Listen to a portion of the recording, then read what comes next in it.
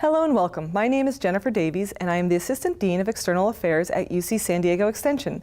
I'm here today with Travis Bradberry, who is the co-author of Emotional Intelligence 2.0 and the co-founder of TalentSmart, which is a global consultant firm that offers services and products to help boost emotional intelligence. Thank you for being here today, Travis. Thanks for having me. I think the first question is, what is emotional intelligence? We've heard that bandied about. What is it? Emotional intelligence is your ability to read and respond to emotions in yourself and in other people. So on a personal level, when you're demonstrating emotional intelligence, you're aware of what you're feeling, and you're able to respond to that effectively to produce the behavior that you want. On the social side of things, emotional intelligence is really picking up on what other people are feeling, what they're trying to communicate, what they're experiencing, and being able to use that information to make your relationships more effective, to improve the quality of the relationships.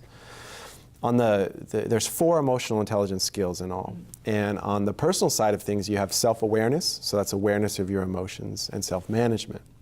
On the social side of things, you have social awareness, awareness of what's going on with other people, and relationship management. Okay, so now is emotional intelligence the same thing as EQ 2.0, or what are the differences of that? Yeah, well, the book's, it's Emotional Intelligence 2.0 is the name of the book, and really what that name is very intentional because historically people have really known, it's really easy to find books on what emotional intelligence is, and it's very hard to find books that show you what to do with it, how to improve your EQ, and that's a really important distinction. Because emotional intelligence is a flexible skill that you can actually improve and change with effort.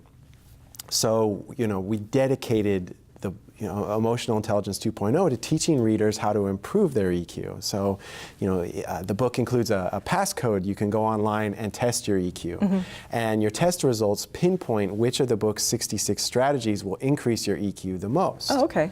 So the whole process, the book is just geared towards improving your emotional intelligence. And so that is the difference between, like, say, IQ and EQ. Is like people say your IQ is sort of set, static, and you can't improve it. But you're saying that emotional intelligence, you can. Yeah, absolutely. The thing with IQ is they've done these wonderful longitudinal studies where they've followed people from age 5 all the way to age 50. And IQ it's not what you know, but it's how it's the pace through which you assimilate information.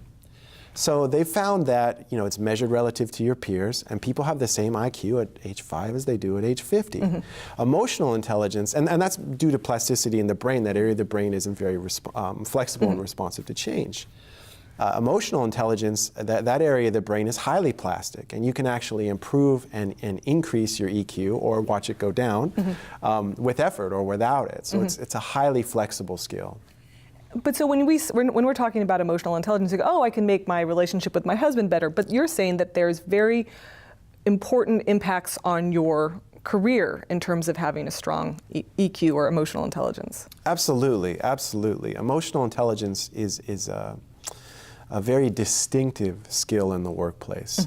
You have these thresholds of competence for IQ in the workplace. So I'll give you doctors, for example. So at the UCSD hospital here, and anywhere physicians work, there's an IQ threshold of 130. You rarely have physicians with an IQ below 130. Well, it peaks at 155. So you have this really narrow range of IQ to become a physician. And the physician with an IQ of 50 doesn't really operate all that differently from a physician with an IQ of 135. But it's the physician who has emotional intelligence who sets him or herself apart. This is the person who has that intellect and that knowledge, but they respond to people more effectively. You know, they have better bedside manner. When they get into administrative roles, they're better leaders. And quite frankly, they keep their own emotions and sometimes their personal lives from derailing their career and making bad decisions. You know, leaders and physicians don't typically make bad decisions because they lack intelligence. They make them when their emotions and these other parts of life get in the way and cloud their judgment. And you actually had some interesting statistics about how EQ, or emotional intelligence, is more of a predictor of success than IQ. Can you go through some of those in terms of earning power, in terms of, you know, career success, whatever that term is? Sure. Well, cognitive intelligence only explains about 20% of how people do in life. So, you know, and 50, 60 years ago, research psychologists sort of, their mode of operation was in line with a really popular joke at the time, which was, what do kids call the nerds once they grow up? And they called them boss. Because people back then believed that IQ wasn't just the most important determinant of success, but it was the sole determinant of success. Yet study after study showed that IQ only explains about 20% of how people do in life. So Howard Gardner was one of the first Harvard psychologists that began to ask himself, what other cognitive capacities indicate how people do in life? And he proposed the theory of multiple intelligences, and emotional intelligence statistically covers a lot of this ground. We've tested more than 1 million people now, my company TalentSmart, and we find that emotional intelligence explains about 58% of how people do in the workplace. So it explains, you know, when you run a regression analysis, it explains a really, really big chunk of how you perform. We've also found that 90% of top performers are high in EQ. So it's a very, very direct path to success, whereas only 20% of bottom performers are high in EQ. So it isn't a guarantee of success, but it covers a lot of ground. Well. Yeah. So when you're talking, I mean, what are some real-world examples of someone in a work setting that has used, you know, EQ or emotional intelligence? You know, you can say, oh, that person obviously would score high on the EQ level. You're talking a little bit about doctors with bedside manners and being able to, like, take the social surroundings and integrate it into their practice. But are there other examples of, you know, you can say that person doesn't have a high EQ, that one does, if you're in a work setting? Yeah. Well, we published some research in the Harvard Business Review that looked at emotional intelligence by job title. So this is a cross-section. It's not a longitudinal study. We just looked at thousands of companies, a cross-section. And we found that emotional intelligence scores peak in middle management. So, and from there, it's a ski slope. All the way down to CEOs have the lowest EQ in the workforce on average. And when you think about it, why do people get promoted into middle management? Well, they're good with people. They say, wow, she's really great with people. People want to work for her. Let's make her a manager. But how do you become a director and an executive and move into the C-suite? Companies increasingly look at tenure, at short-term financial gains, and it becomes a very short-sighted view of the person. It creates this phenomenon of it's lonely at the top. Now, this finding is kind of contradictory because we say that emotional intelligence is a huge indicator of performance, so why shouldn't the CEO be the top performer? Well, we find that within each job category, the top performers are those with the highest levels of EQ, right? I mentioned this idea of threshold competence, and they have already crossed the thresholds of experience and intellect, and what sets people apart is this skill. So a CEO that has high emotional intelligence is someone that doesn't allow him or herself to fall into this "it's lonely at the top" syndrome, and realizes that how you impact people still matters. Especially as a senior executive, you prime the emotional state of the entire organization. So we have, the brain has mirror neurons, which unconsciously mirror the emotional state of other people. And as a leader, you have a lot of people looking at you, looking upon you for direction and for guidance. So when your emotions are off, when you're flying off the handle, when you don't connect with people, it creates a very negative cultural shift in the organization. It's quite bad. an example of someone in a very exalted CEO type position showing unusually high emotional intelligence. One of my favorite is, I don't know the individual, I don't know the whole picture, but I just know situations that demonstrate high EQ. And there was, several years back, eBay went down for the weekend. You can imagine what kind of dollars are assigned to eBay not being able to run. And they had, they probably had 50 or 60 troubleshooters, I believe it was, programmers working on this fix. And Saturday rolled around and Sunday morning and the site was still down. So Meg Whitman, the CEO of eBay, actually went and spent the day with the programmers. And the idea was she didn't go there to crack the whip. She went there to let them know that the organization has their back, that everyone understands that they're doing all they can, that this is just sort of a tough luck type scenario, and that, basically to give them emotional support. And I think it was a really unusual display of high EQ, and it has a cultural impact on the organization because everyone hears about her doing that, and there was no request to do so. It was voluntary. Well, so that's interesting. So you're saying that CEOs have a low EQ, but yet that's what everyone ostensibly would aspire to be a CEO. Do you see that changing, or do you see CEOs realizing, like, I can't play this game anymore, I've got to get smarter about how I interact with people? Well, companies are getting smarter about how they promote people, and they're looking for candidates that are well-rounded, because you should certainly hire a candidate that's smart and is seasoned and knows the company, knows the industry. But you want to look at that other factor. There was a really great illustration of this at the U.S. Air Force. It wasn't with CEOs, but their problem was they were turning over civilian recruiters to the tune of 30%. So they would hire a civilian recruiter, they would spend months training them, and then they had a year to hit their quota and get people to join the Air Force. So they were turning over a third of them. It was way too much. It was costing them a lot of money. And they said, let's use the same hiring process. And this is the kind of thinking that organizations are beginning to implement. Let's use the same hiring process. We'll take the same people we would have hired, but we'll also test everyone's EQ. And among the people we would have hired, we'll only hire those that also have a high EQ. Well, their turnover went down from 30% to 5%. People were that much more effective at recruiting people, with a cost savings of about $5 million. Wow.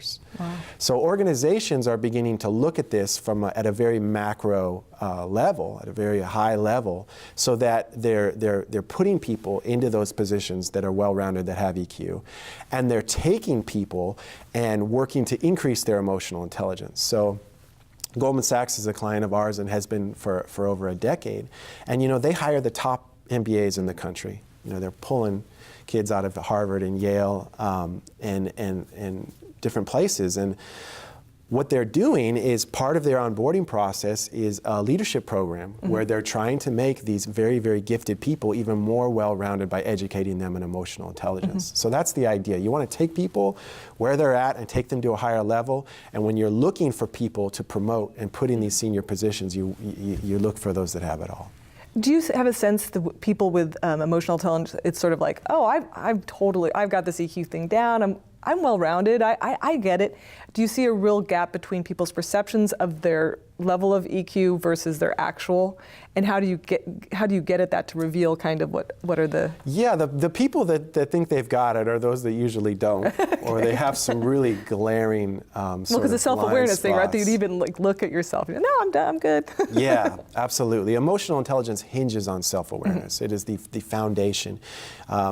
We have this tendency to put the blinders on. We grow up in a society that doesn't always know what's good for us, and one of the things we're taught is that, we have deficits, we have defects, and you can't really change them, and that makes you not want to increase your self-awareness. Why would I look at something that I'm terrible at?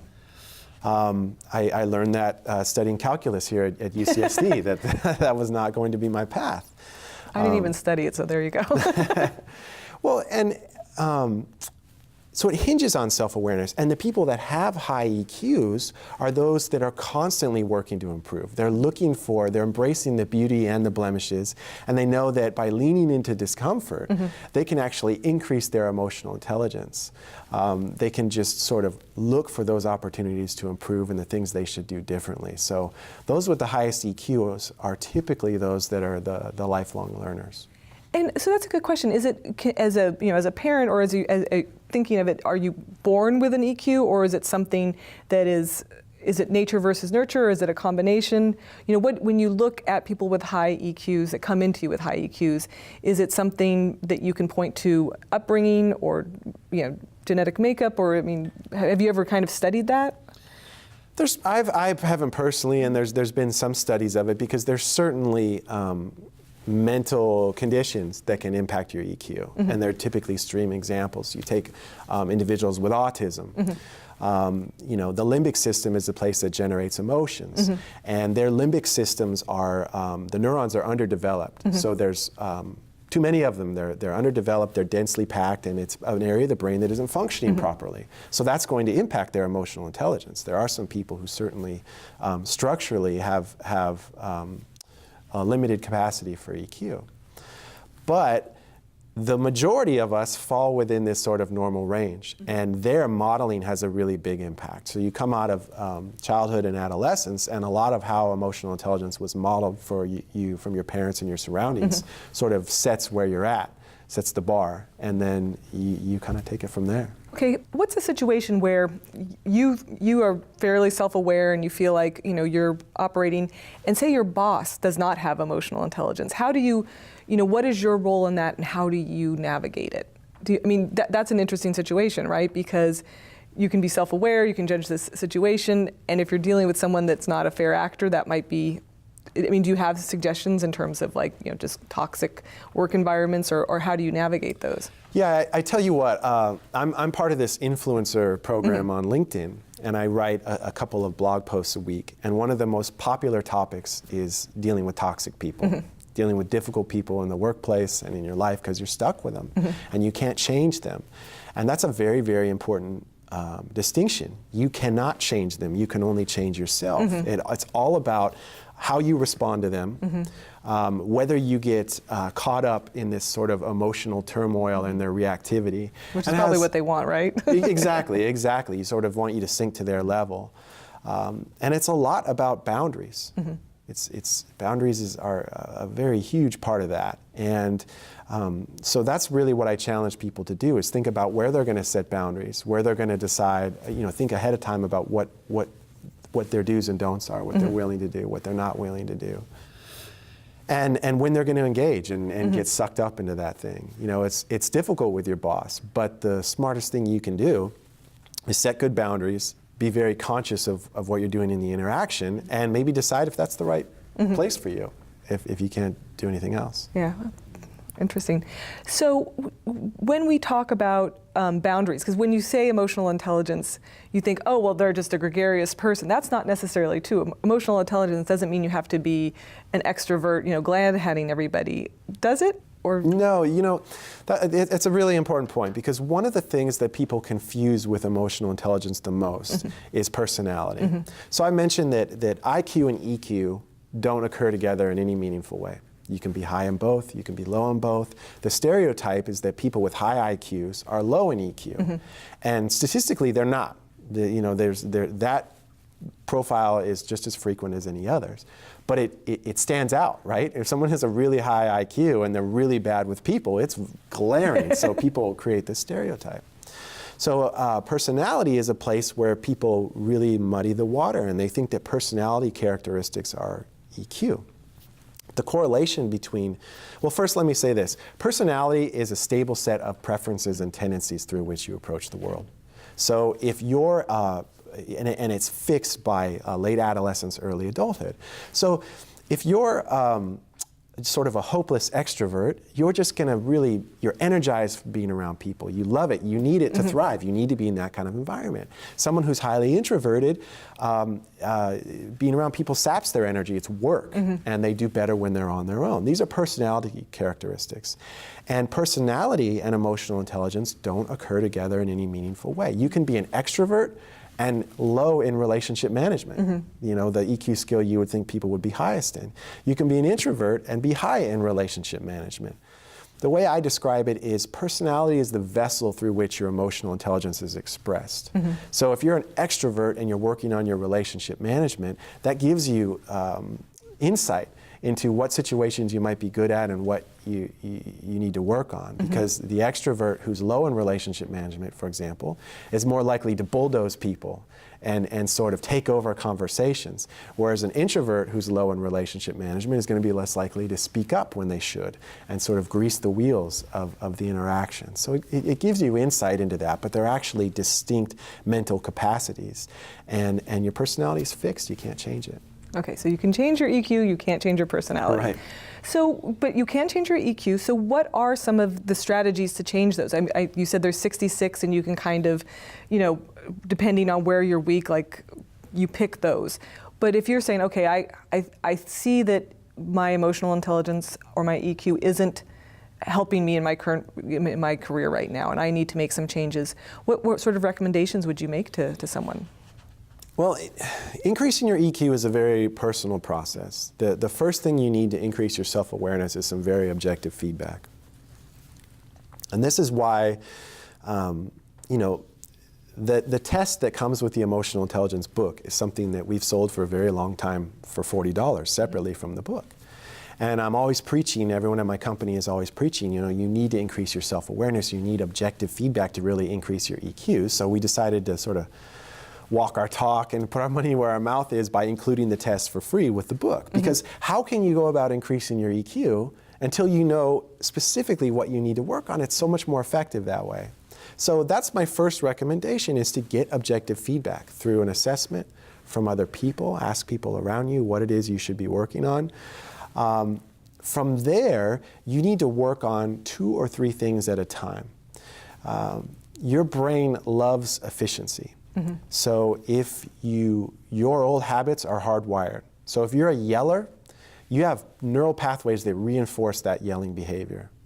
And when you catch yourself and you stop yelling, those pathways wither and die. When you, let's say you're going to work on being more social. Let's say it's a need for you to be more social with people that you don't get along with at work. Well, you don't have pathways that reinforce that behavior, and so it's hard at first. But because your brain loves efficiency, when you begin to repeat the behavior, your neurons actually can grow billions of arms and branch out to each other and facilitate the flow of information, which allows that behavior to continue. And then it becomes habitual. So that's why I say work on 2 or 3 things at a time. And when you catch yourself doing it naturally without having to think about it, that's when you move on to 2 other things. So the book has 66 strategies, and it'll recommend the 2 or 3 you should work on first. Now, not everyone that's watching this is going to read the book. And I do a lot of keynote speaking. And the audiences always want these sort of emotional intelligence silver bullets. Yeah, the crib notes, the clip notes.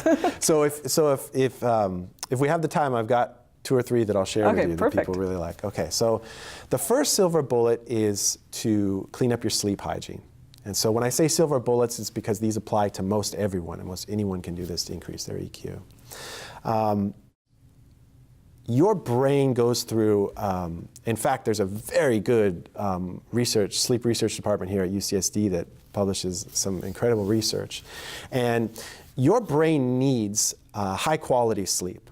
During the day, toxic proteins build up in your neurons. This is just a byproduct of normal neuronal activity. So your cells work, these toxic proteins build up, and the trick is the only way you can get rid of them is by getting high quality sleep.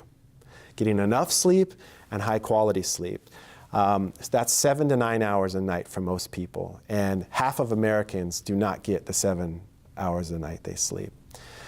So when you don't get enough sleep or high enough quality sleep, these toxic proteins remain in your brain. And they make you feel groggy and cruddy, and they reduce your self-control, and they increase your stress levels. They increase the level of the stress hormone cortisol.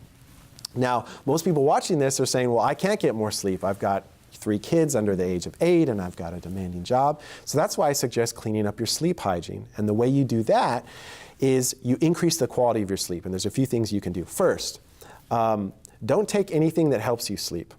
If you're drinking 3 glasses of wine, if you're taking an Ambien, if you're taking Benadryl, any of that stuff that quote unquote helps you sleep. Even melatonin? Melatonin I'm not so sure about, but if you can get away without it, it's better, and I have a good way to do that. These all, they impact your brain, they basically sedate your brain, and they don't allow you to move through sleep deeply enough and move through all the stages that's going to clean these toxic proteins out and allow you to wake refreshed. One of course, caffeine is a big one that impacts your sleep. And another thing people do that they're really not aware of that might make you feel like you need melatonin or a glass of wine or whatnot is exposure to blue light. In the morning, the sunlight is high in blue wavelength light, and this halts melatonin production, and it makes us feel awake and alert. And afternoon, sunlight becomes increasingly orange as it moves towards sunset. It tells your brain to start making melatonin to prepare for sleep. And the evening comes, and So you're saying getting away from your screen is what exactly. That's what people do. Is they eat dinner and then they turn their screen on, and it's bright. It's this huge Mac monitor, bright blue light, bathes the eyes and the brain, and it halts melatonin production. It tells you to be awake, and so it makes it hard to go to sleep. And people don't know why. I can't sleep. I'm thinking about work. Well, you're stimulated, and the other thing is it impacts the quality of your sleep. So clean up your sleep hygiene. That's number one. Silver bullet number 2 is to get your stress under control. Stress has that sounds easier said than done. Easier said than done, right? Stress has a huge, huge impact upon your emotional intelligence. And there's a lot that you can do because so much of stress is subjective and under our control. Mm-hmm. There's some great research at UC Davis where they taught people to do a very simple, and it sounds kind of hokey thing, is to cultivate an attitude of gratitude. So at regular intervals, they had subjects take a moment to think about what they were grateful for in their lives. And their stress, cortisol levels, the stress hormone, reduced by 23%, just by practicing a very simple stress management strategy. So when it comes to stress, you really want to get your stress under control because it has just a massive, massive impact upon your self-control. Now, mild stress, intermittent stress is actually good for your brain. It causes growth in areas of the brain responsible for improved memory. But when your stress becomes too severe and it becomes too prolonged, it actually causes degeneration in the area of the brain responsible for self-control. So when you dive headfirst into these ultra-stressful situations, you actually diminish your ability to exercise self-control and improve your stress in the future. Those are both good tips. Well, this has been great. I could talk to you for hours, and it's been fascinating. Thank you again for joining us, Travis Bradberry, who is the co-author of Emotional Intelligence 2.0 and the co-founder of Talent Smart. Thank you so much. Thanks for having me.